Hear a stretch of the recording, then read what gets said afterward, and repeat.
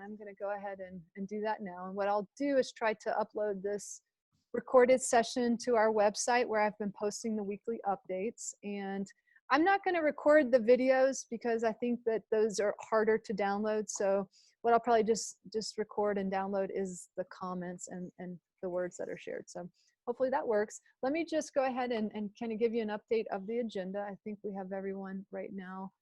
We are going to, I'm just going to spend a little bit of time around the principal search for Manitou Springs Elementary School, Manitou Springs High School, and let you know where we are with those searches and see if there's any questions.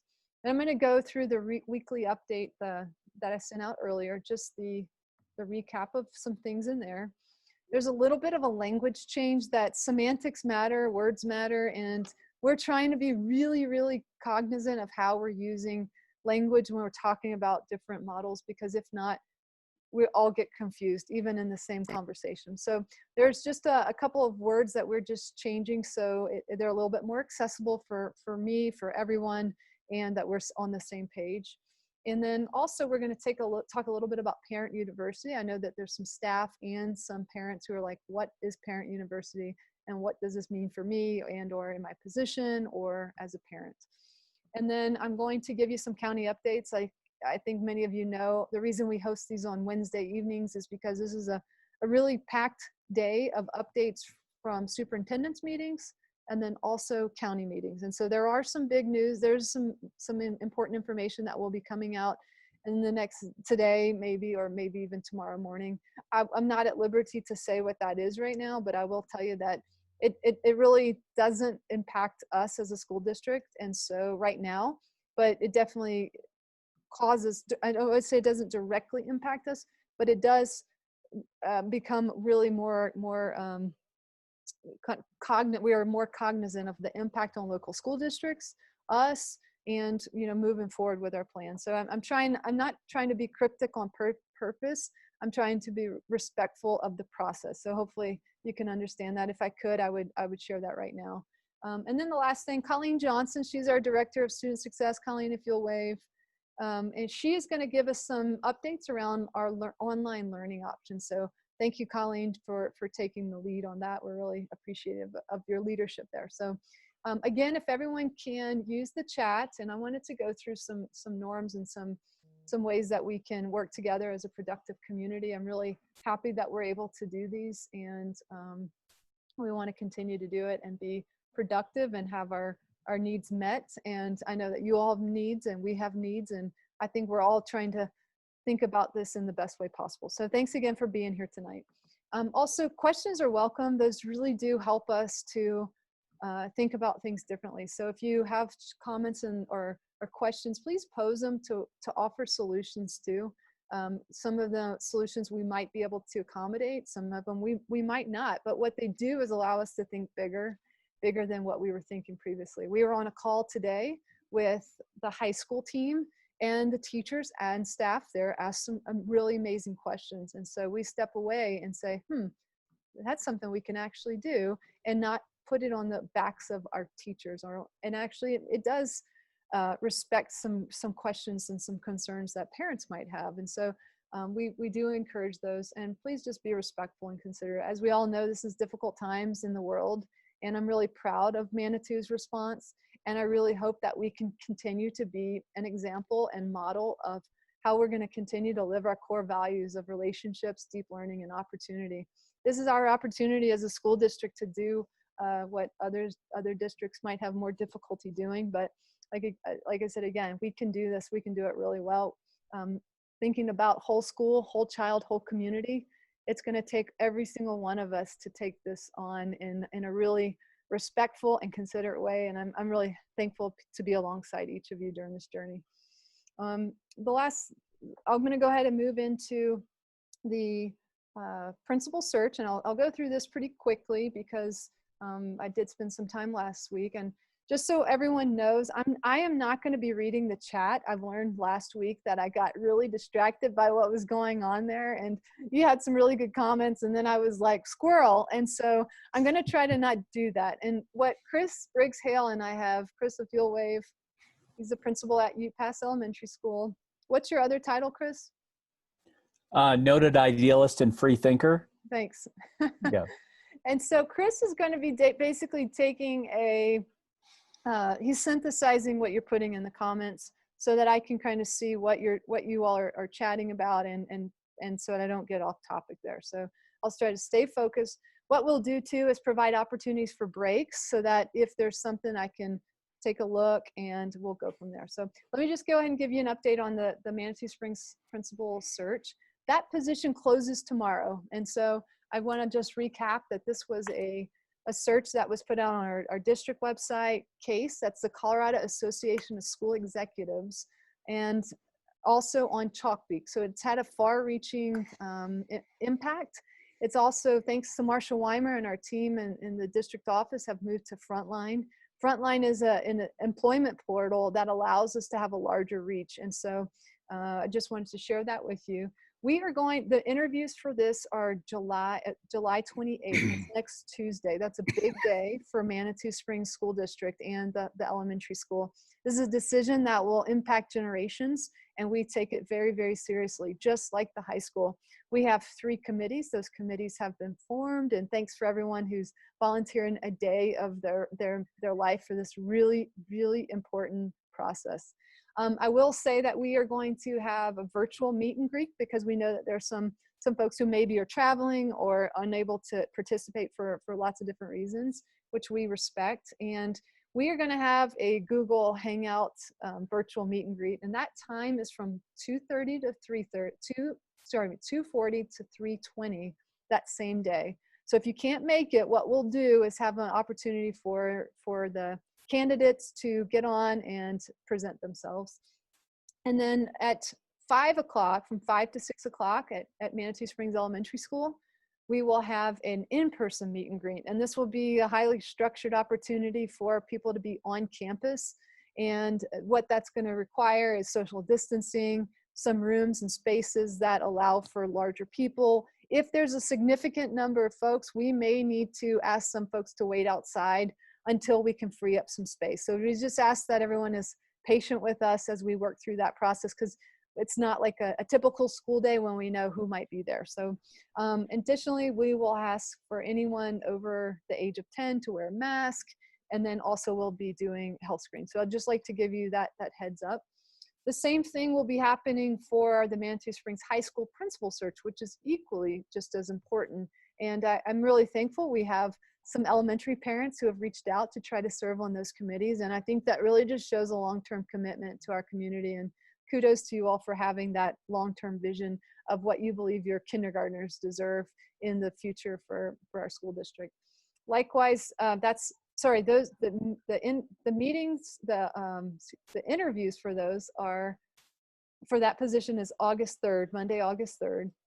And the in-person meetings will be from 5 to 6 o'clock. So if you can make it, it'll be the same, but it's at the high school. I'm just going to stop right here and see if there's any questions around the process or anything that I can answer.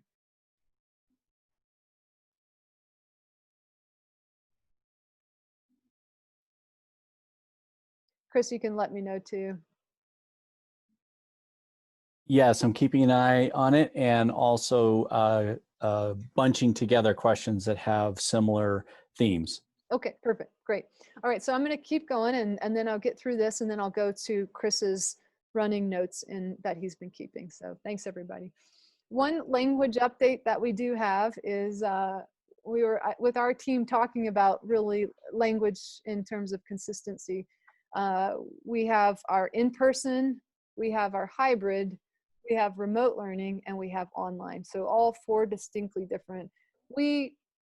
What really in this hybrid model, there's in-person hybrid, and then there's distance asynchronous learning. That's a long term that we don't really think is a good way to sort of be thrown around all the time. So our team, Colleen Johnson, actually said, let's call it at-home learning. And so what you're going to see right here is this distance asynchronous learning. Really in future communications, that's what we're going to be calling at-home learning when a child is in the hybrid model. So if we move to hybrid or need to move to hybrid, then in person, and then when they're at home, it's called at home learning. And so it's not direct instruction those days with a teacher. It is going to be some lessons or some activities that are provided. So I know that's small, but it really does matter, because we don't want to communicate, we don't want to confuse or complicate more than things might already seem to feel for everyone. So thanks for that. A couple more updates. Parent University, we've received some questions like, what is this Parent University option? And it is the week before staff return. So staff return on, let me make this bigger for you. Staff return on Monday, August 17th. The week before, we've been talking through the importance of having an opportunity for parents to come back to campus and be able to go through what a day in the life of a kindergartner might be for us. What is a day in the life of a high school student in certain grade levels? And so really, this is not an open house in the sense that we've traditionally known it, where a teacher would say, this is my syllabus, this is what we're going to be doing. This is really an opportunity for us to come back to the physical space where we haven't been for some time. And so in those meetings, the principals will be organizing sort of timeframes, staggered starts. We'll be communicating those to you sooner than later, probably the first week in August. But we just wanted you to have those dates solidified. If you're a parent and you have a child who's a kindergartner and a first grader, it's probably okay for you to attend on the kindergartner night. You don't need to go to both of those events. Another key aspect of this night is going to be around Canvas. We are going preschool to 12th grade, a Canvas as our portal for student learning management system. And that is going to allow parents to have a one-stop place to find what are the assignments, what's the communication, so you're not keeping up with a lot of different emails. And the Canvas platform does allow communication internally, and I'm sure you can absolutely use email. We just wanted to try to make this easier so that there's a one-stop shop for all of you. Then for staff, just because I know a lot of our staff are on this call, you may be questioning, like, what is my responsibility in this? Principals are going to be reaching out to say, hey, if you'd be able to do this, we'd really love it if you could. We understand that your contract technically hasn't started, but if you're able to, we'd love it. And if you could, here might be your role. It might be temperature checking, because we're going to need, it'll be the first time we'll have a lot of parents on campus. And we would absolutely be compensating you for that time that evening. It's really important that this is outside of your contract. This is an unusual summer, and we understand that that is a different expectation than what we ended with and what we thought would be happening this year. So let me see, Chris, are there any questions there? Chris, if you could point me in your chat to anything about Parent University. Oh, who conducts this? I think I just answered that a little bit. There will be time for you to meet the principal too, especially because Dustin Katie is new to the middle school, and we'll have 2 new principals at the other schools. Yes, please. And there was a staff question about who is conducting the Parent University. Who's conducting it is the school, and in combination with Kat, her technology team, and staff. Okay. Yeah. Thank you. All right, thanks. Let me just keep going through this. Let me add someone else here.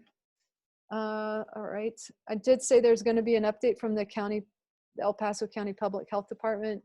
Right now, it does not directly impact us, but it will impact other school districts. And so I'll just leave it at that. And you should be paying attention just in the media around what those updates might be. Like I said, if I could and I felt like it was time, I would. I have no other reason. I have no reason to keep that. Let's see. I want to One more question about Parent University. Mm-hmm. And kids, can they come to the Parent University? We haven't made that determination yet, because it adds another layer of number of people in the room. Right now, we're leaning to no. And here's why: because we're going to be doing a gradual start with students. And, you know, it really, you all as parents will be giving us good feedback to be able to have a stronger start when we return. I will say that that definitive decision has not been made yet, but we are leaning just to maybe not, just because we don't know how many folks will arrive that evening. And Dr. Domingue, sorry to interrupt. We have a couple people waiting to get in, and I think you have the ability to let them in. Okay, I think I have them in. I'm a little bit concerned because we're at 100 people and Zoom might max us out at 100. So Oh, okay. if someone for some reason is trying to text you and saying that, but that's what it looks like. And if we continue to have more than 100 people, then I'll try to have to find another platform, and we might go back to Google Hangout. So apologize for the folks who might not be able to get in, but thank you. Thanks, Chris. All right, so Colleen, I would love for you, let's hold on your presentation for a little bit. I'm going to get to some of these questions, and then we're at 5:21, and so I will get through some, and then I'll stop at about 5:30 and let Colleen fill us in on where we are with online options. So let me go ahead and go to Chris's notes. Class says, are school counselors back to discuss schedules? Will school supplies be sent home? You're asking good questions. That information around supplies and those types of things won't be coming out until the first week in August from our school leaders, and specifically from staff, right? Because depending on the model, which we'll be sharing with you all next week, what we will be starting with on August 21st. We want to be cognizant of not purchasing things that we may not need or those types of things. Also, school counselors are not back yet. If you could send any school-related counselor questions to the principals, and at Manitou Springs Elementary School, please send that to Maria Masson, our assistant principal, and Eric McMartin. And at the high school, Jesse Hall. Jesse's there, so please wave. We are going to do our best to support you during this time, but we'll get to those questions as we can. Jesse Hull and I have been talking about the schedule for high school students, because those did not go out to our kiddos just because we knew there would be some uncertainty. We are working through the possibility of sharing your students' schedule on PowerSchool, but please know that if in a certain model, if a course is not available, let's say in an online platform, we may need to just be a little bit flexible. We're also looking at courses like band and choir. We had some really good conversations about what that looks like, and we know we have many students who are desiring to go to college for the performing arts, and really what we'll be sharing with you all is our best hopes, and we just need to know that we'll be flexible and we'll do the best we can within the schedules. Let's see. Staff survey. Will you be sharing the results of the staff survey? I will. I don't have a problem doing that right now. I've shared them with the Board of Education, and so they have them, and I'm working very closely with our board. I can't tell y'all enough how thankful I am to have such a engaged Board of Education right now, and they are very cognizant of everything that's going on. We have a very good relationship in terms of just kind of keeping them updated, but they do have those data now, and is very helpful to have that. So thank you very much for those of you who participated. And as soon as those are shared, once I feel like we're at the place to share them, it's not any other reason that I want to give it to our board first. Okay. Thanks, Dr. everyone. Domain, schedules for the high school were released on PowerSchool, so parents can go on and look at their student schedule. There was an email sent Monday. If you're unsure how to get on PowerSchool, there's some links to show you how to get on PowerSchool to check your student schedule. Jesse, is that July 27th? July 27th?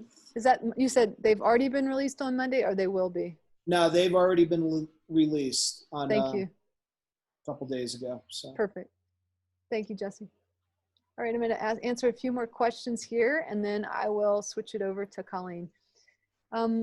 So other school opening online, Denver Public Schools, Pueblo 70, shift to remote learning.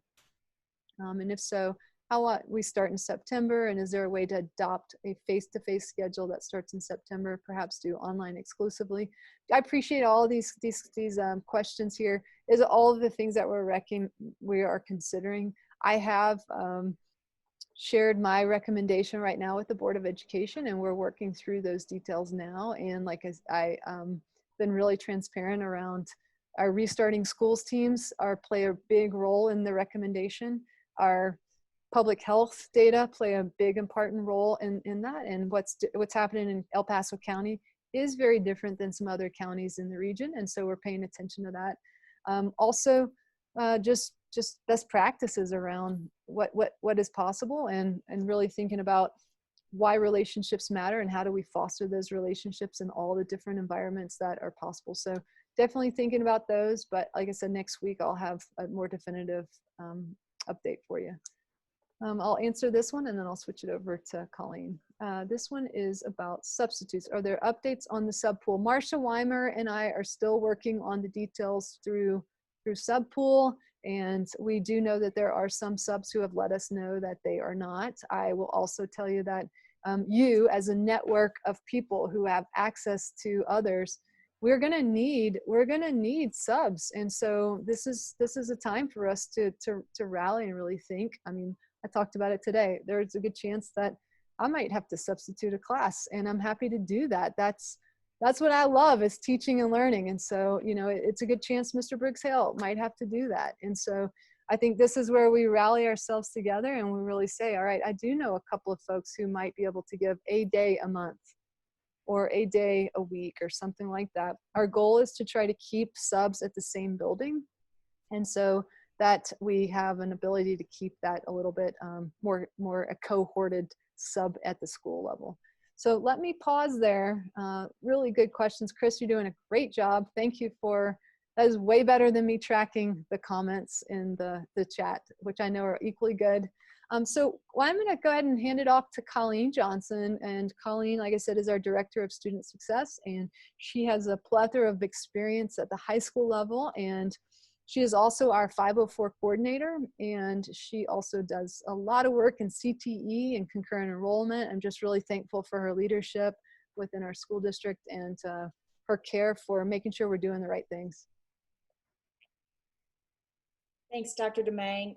Good evening, everyone. I come to you from my my office loft in my home, and those of you that were on earlier could see that I'm a parent as well, so I get a lot of the mama bear reaction to a lot of the things we're doing, and I just want to say that passion for our kids is what makes this community so unique and special, and it's why I live here, and it's why my children go to school here. So just know that I'm here, and I'll put my email in the chat so that you guys have it should you have any more questions. So we've been working on this online option for a little while, and again, making decisions rooted in our core values of relationships, deep learning, and opportunity. And we have kind of narrowed down to 2 vendors. We had some more Zoom meetings today with those vendors.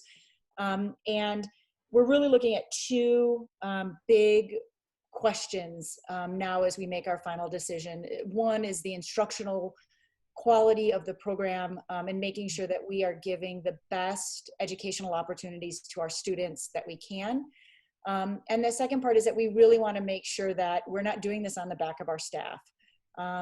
We have an incredible group of staff members who are extremely dedicated, and we want to make sure that they are able to provide the best instruction that they can as well. We are also looking for solutions to keep our students whose families may choose to go online engaged and a part of our Manitou herd. And that's critically important to us as one of our core values around relationships. And so we're really brainstorming how we can do that and what resources we have already to make some of those pieces happening.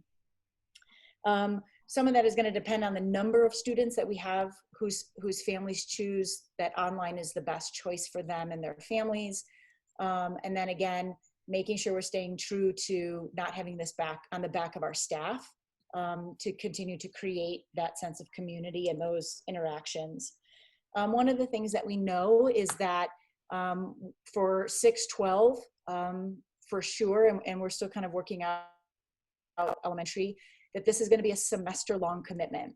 So if you choose in August to say, we really feel strongly as a family that for us, it's best to go online, then that's a commitment that you're making until the end of first semester, which would be the winter break in December. And so that's a decision that it's already been made. So that might bring up some questions or thoughts that you may have. Happy to think through those with you as a parent or a guardian. The second part is we've done a lot of work about how we're going to support students whose families choose to go online that are on a plan, a special education plan, an IEP, or a 504 plan, or a ALP, a gifted and talented plan. So if your child fits into one of those plans and those supports, know that we are thinking about that. I'm happy to answer any questions privately if you want to kind of talk through that and what that looks like, and maybe some best hopes you have for that, or concerns you have for that. That's where we are right now. That gives you some information. The other part, 612, is that we're going to do our best to kind of match the schedules that students would have in their master schedule in Manitou, so that if you choose to go online first semester and then you're coming back second semester, that we have some continuity. It's extremely important, 612, especially in high school when you're looking at high school transcripts and kids being career and college ready when they leave, and really having those classes and that coursework they need to be ready. Many of you know we've done a lot of work around career and technical education and pathways and concurrent enrollment and AP around that career and college readiness conversation. So happy to have those conversations if you have some concerns about how that will line up and what courses would be available. And also making sure that we are not kind of overwhelming students in an online platform either. It is very different when you're in a classroom setting with a teacher all day and building that relationship. Online learning looks a little different than that. So something else that we're cognizant of. Anything else, Colleen?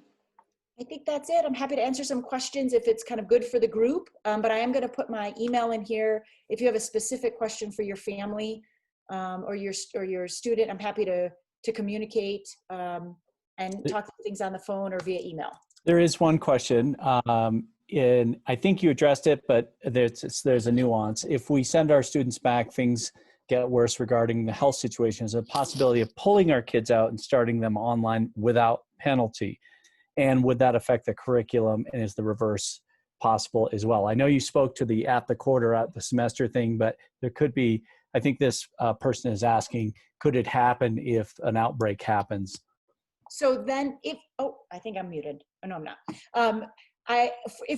If your child is doing in-person, or if we're in a hybrid model where some of the time is in-person and some of it is at-home learning, and there would be an outbreak, or the governor were to make an order, or the El Paso County Health Department would to make an order that forces us to go remote like we did last spring. Remote is totally different than online. Remote is like we did last spring, fourth quarter, where our teachers are doing that instruction. And so that has a lot of fluidity to it. But if a family goes online, then that commitment is going to be for the semester. So we have not. Go ahead, Elizabeth. Sorry, excuse me. If we are in person and there's a change and your family says, no, I need to go online for health reasons or for something, you absolutely can do that. What we can't ensure is that where the child picks up in the course is going to be the same.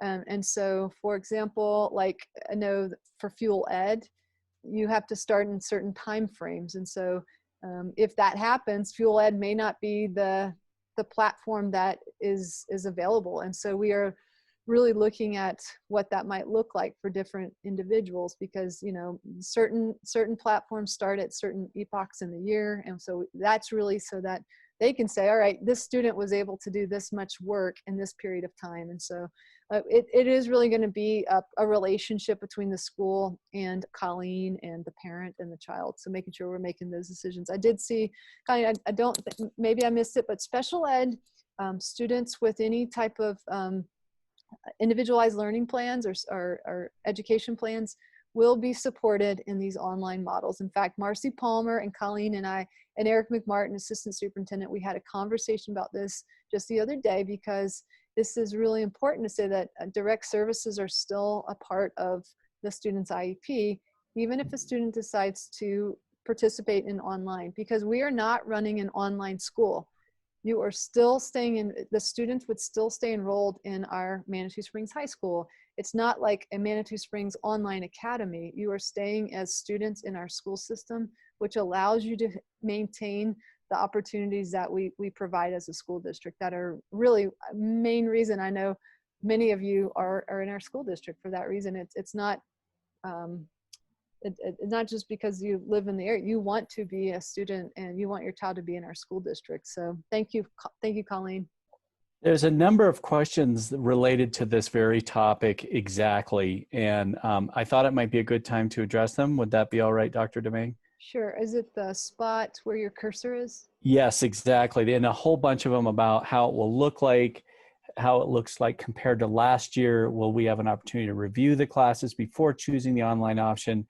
And what vendors are we looking at? They're all kind of related in the same bunch. Yeah, so the two options are CDLS and Fuel Ed, and Colleen has an extensive experience with Fuel Ed, and that is currently being run by Ben Gillum at the high school, and she works in partnership with him.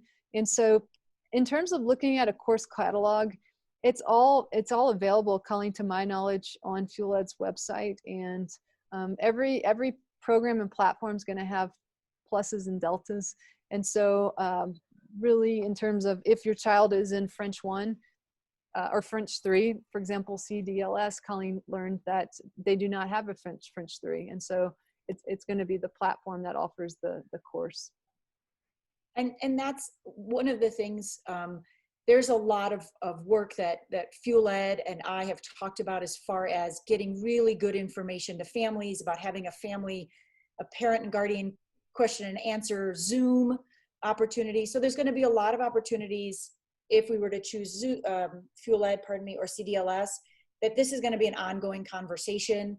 And so please don't hesitate to kind of send those emails forward. One of the reasons that we are looking at something other than CDLS is because of the options, especially at the high school level, for advanced coursework.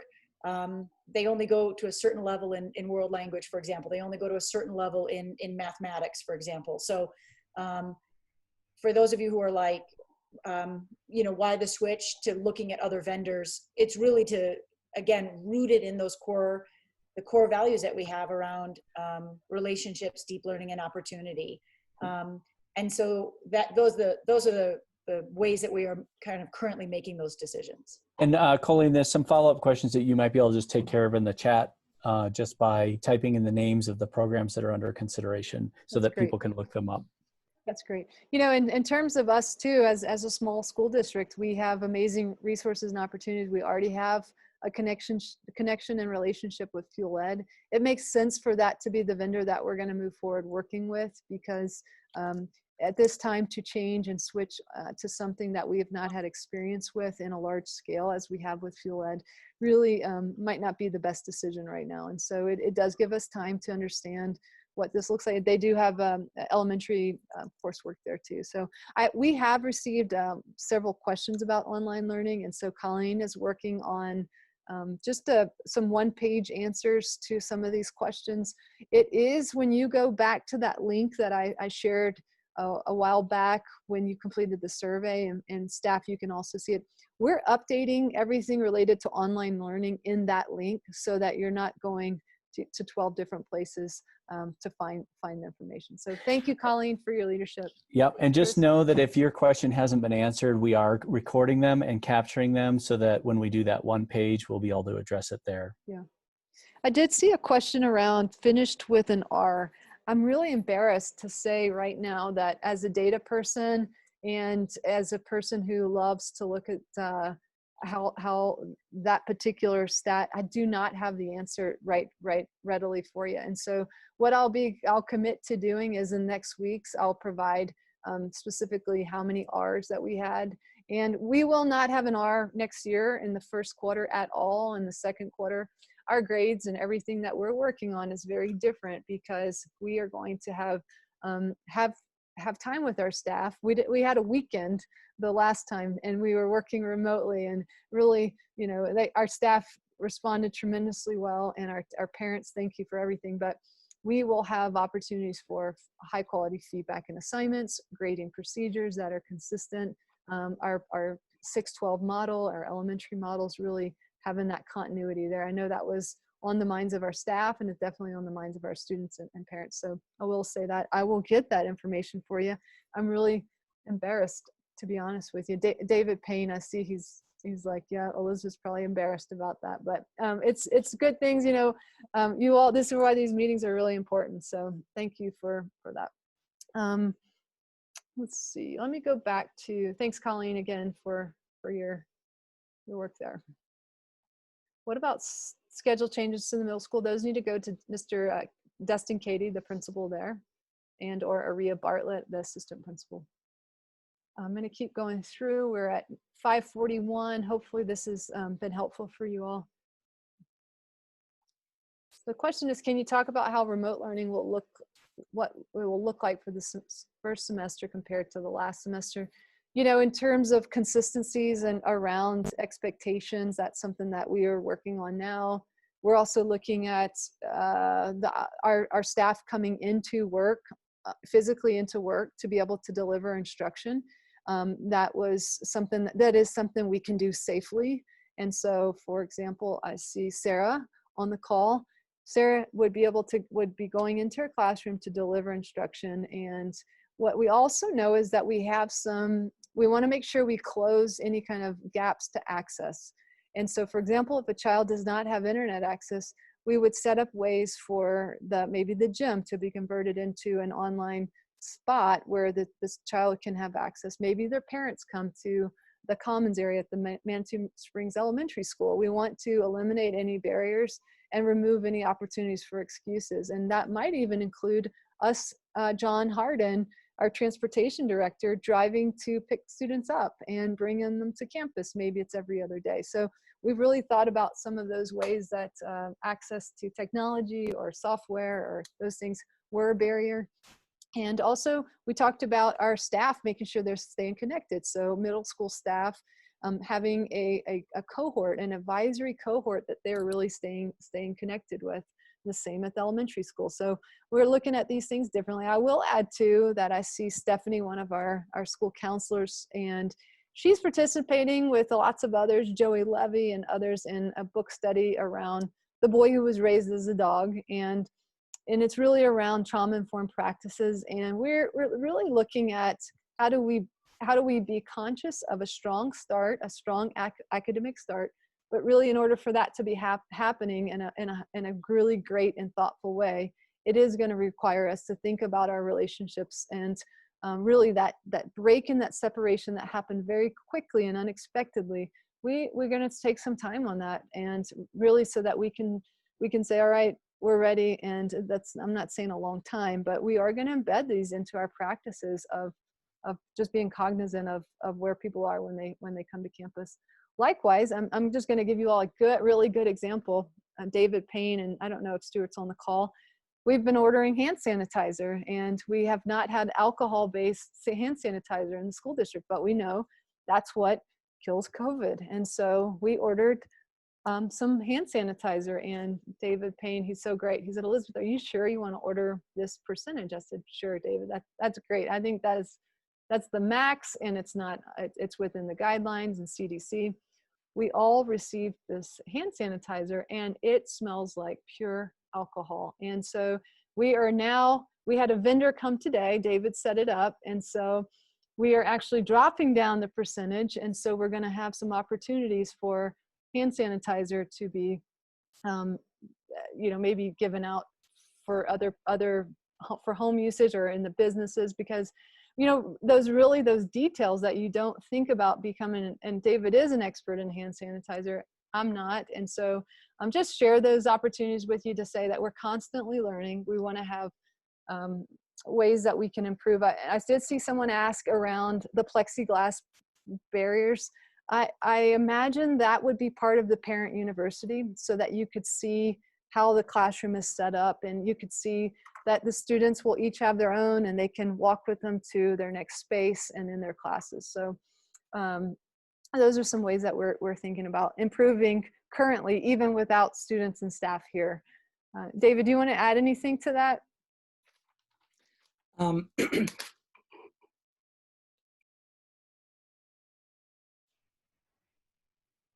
And while we're waiting for Dr. Payne, Jesse Hull got knocked off and would like to be readmitted.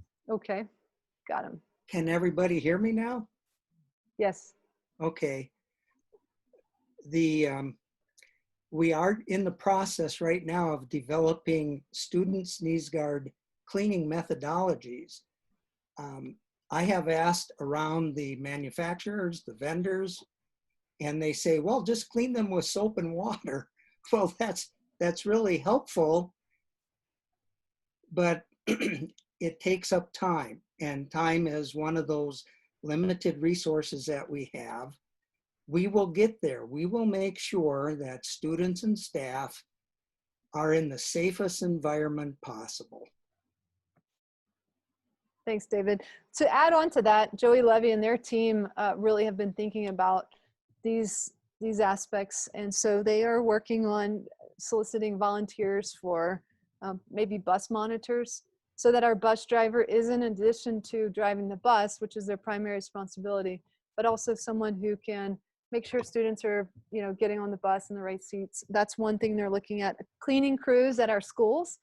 So we're going to be limiting the number of parents and visitors to the building, but we are going to be looking to have cleaning crews. We all, like I said, I might be on this cleaning crew. I'm happy to do that. And then also food people who can get the food to the classroom. I see Paula. Thanks, Paula, for being here tonight. Paula is our director of nutrition services.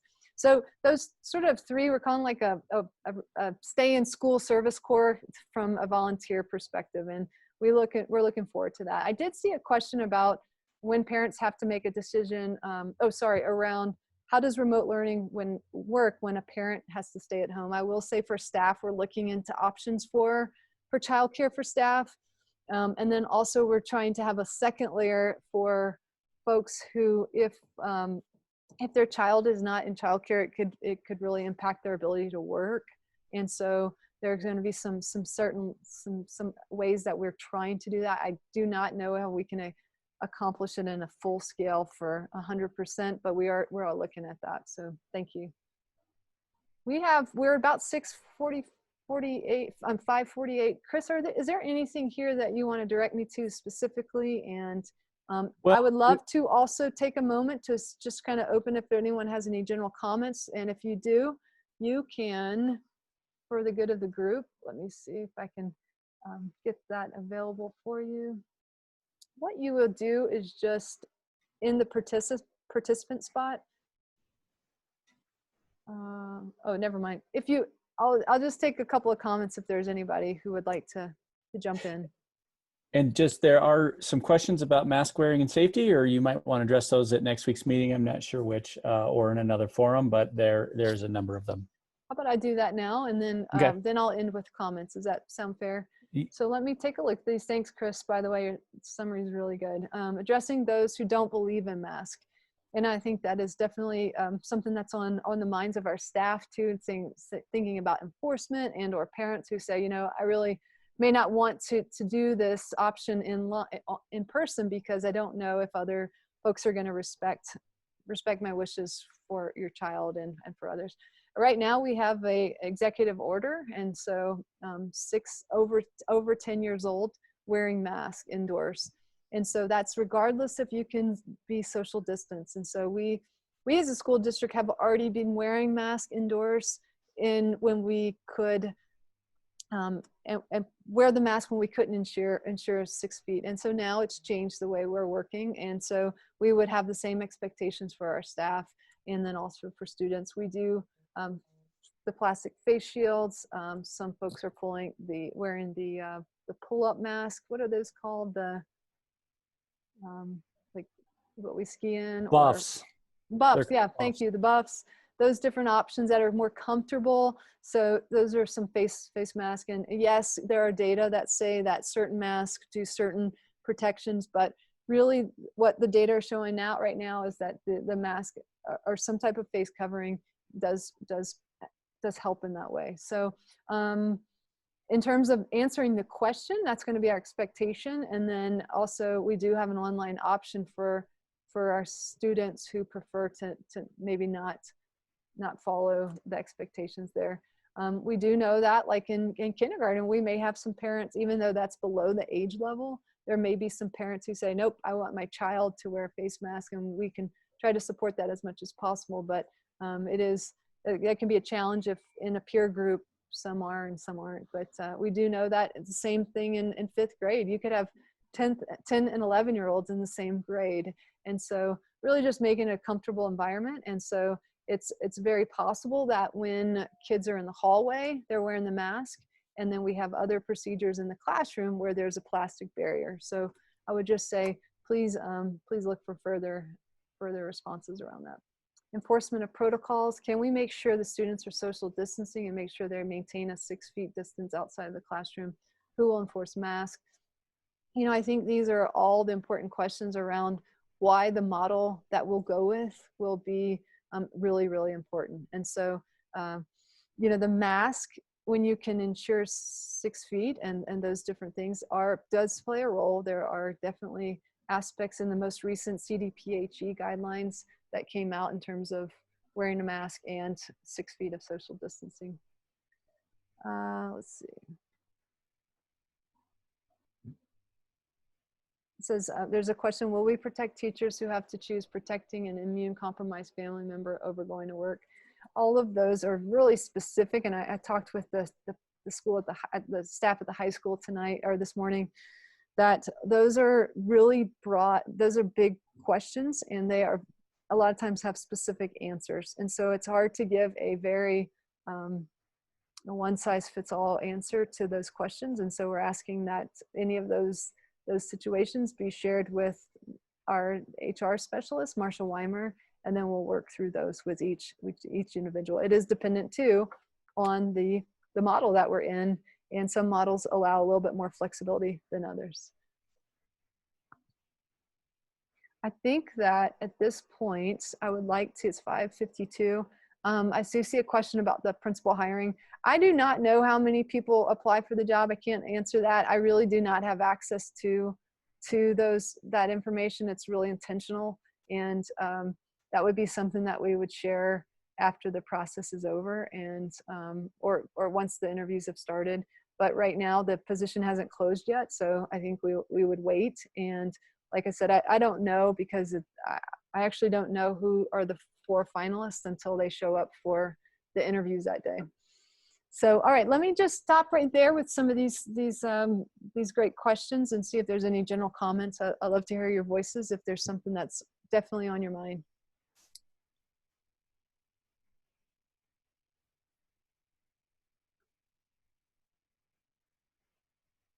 I'll just say, y'all are a part of a record-breaking moment in Manitou. This is the largest Zoom call meeting that we've had. Y'all have broken the Zoom system, and congratulations. Let's all give us a round of applause. I really don't mean that in jest. It shows that we have an engaged community and really thoughtful people. So thank you. I apologize again to the folks who couldn't get in. Hey, Elizabeth. Mm-hmm. There's been a question that has come up a couple times about when do they need to make a decision if they want to do that, you know, at home, not the parents decide. When do they have to decide, online or in person? Good question. So like I said, the board and I are really working together now and looking forward to that. My best hope is next week we'll have the final decision about the model. And then from there, the principals will be sharing out sort of what the model looks like for their individual school. And then that week of August 3rd, really have an opportunity for parents to say, no, this is the model I'm committing to under the current circumstances. And we are gonna need that around the week of the 3rd so that we can then prepare for different things. Like, for example, Colleen and the counselors getting students enrolled in Zoom and Fuel Ed, or looking at some different instructional models depending on where the tipping points might be in terms of enrollment in these different models. I will say our choice enrollment right now is really, really high. And in fact, that's a kudos to our staff from the fourth quarter. They saw how you all responded. I can't say enough about how it actually makes me verklempt to think about the heart and soul that our families and our staff poured into the fourth quarter. And so anyway, I think just share that with you. So any other, Stacy, thanks for that. Did I answer that question okay? Yes. Thanks.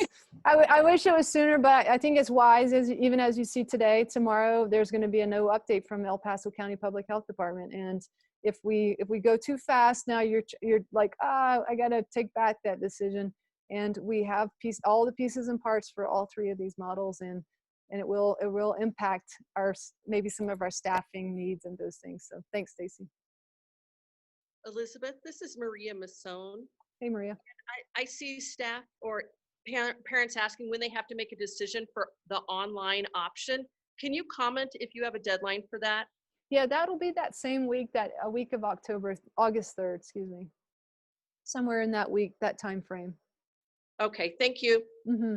Thank you, Maria. Maria is our assistant principal at Manitou Springs Elementary School. And I just want to thank her and Jesse Hull. They've really stepped up in tremendous ways as their assistant principal role. And so there's kudos to both of them. So thank you.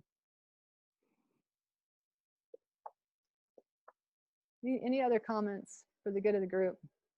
I just want to say I appreciate all the work that's being done. I haven't popped in before, but I've been watching very steadily, and I appreciate and I can't fathom the situation you're in. So I guess basically that's it. No specific question, but I know it's very much the Manitou community rallying together. We talk on Facebook, we talk everywhere, and I know hopefully we'll be able to come to a community decision, but just wanted to say I appreciate all of you. Thank you. Could you tell me who was talking so we knew? I didn't see. I'm Katie. I have a middle schooler, a potential high schooler, and an elementary and preschool. Potential. We need to make them an actual. Well, yeah, I turned in the registration. Good. Thank you for the words. Appreciate that. We have about 3 minutes. I'm happy to keep on hearing your voices.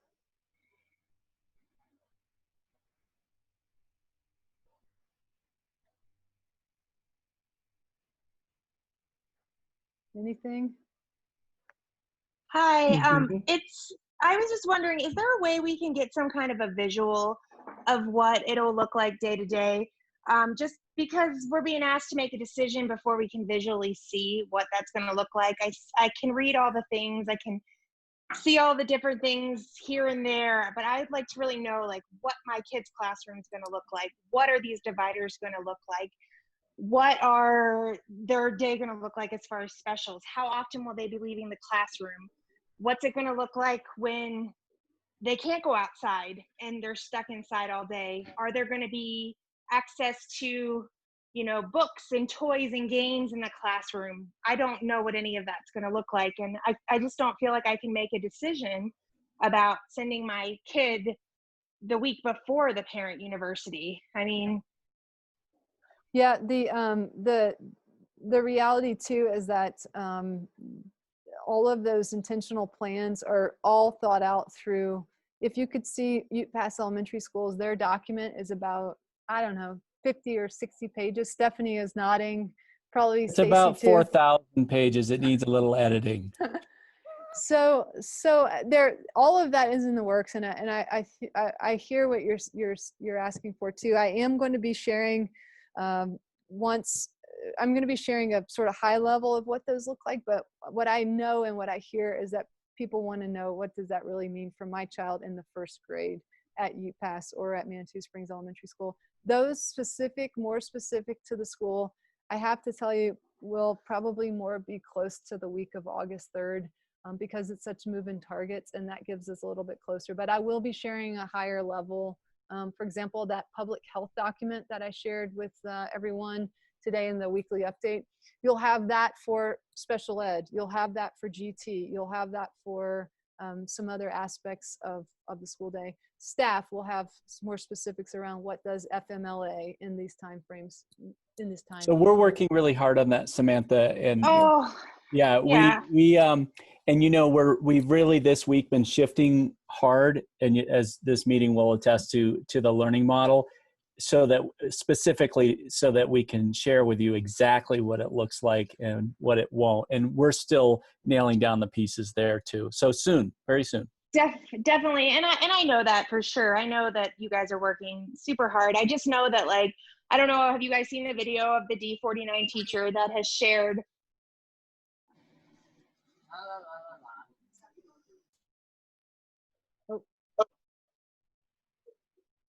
Our safety security director too, I'll jump in, and she is going to be working on videos like of those same models so that you could see what does that look like and what does the bus look like. And I say it again,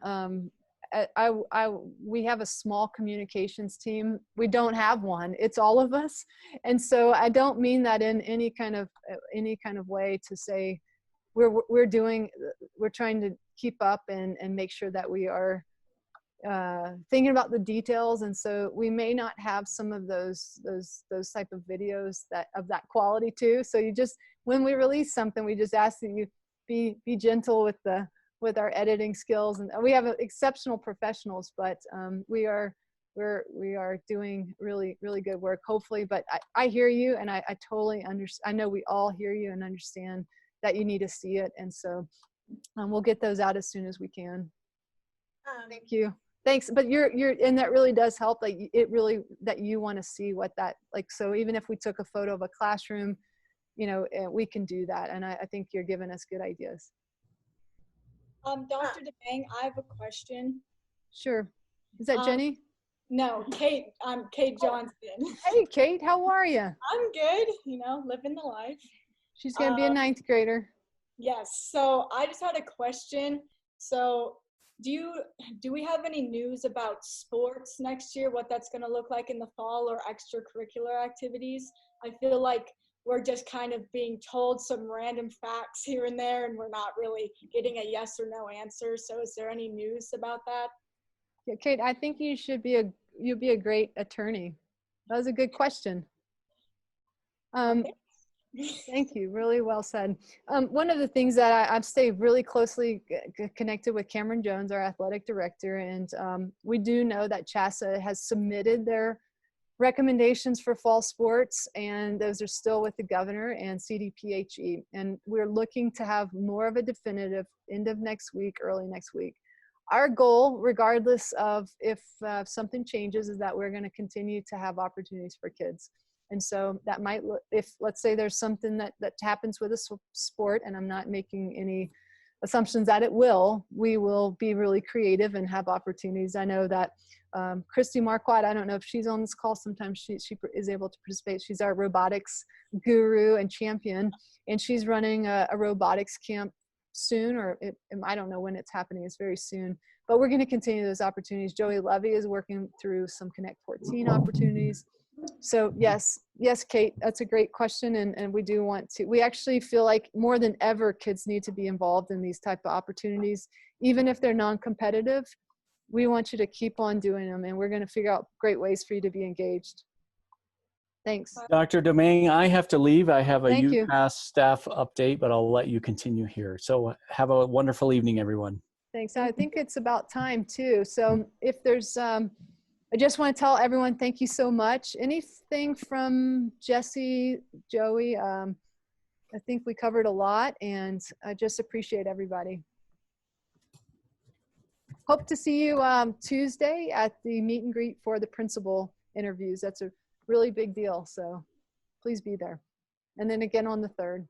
All right, thanks everyone for joining tonight, and I will save this recording and post it to our website. So anyone who's not on the call, thanks again for listening. Bye.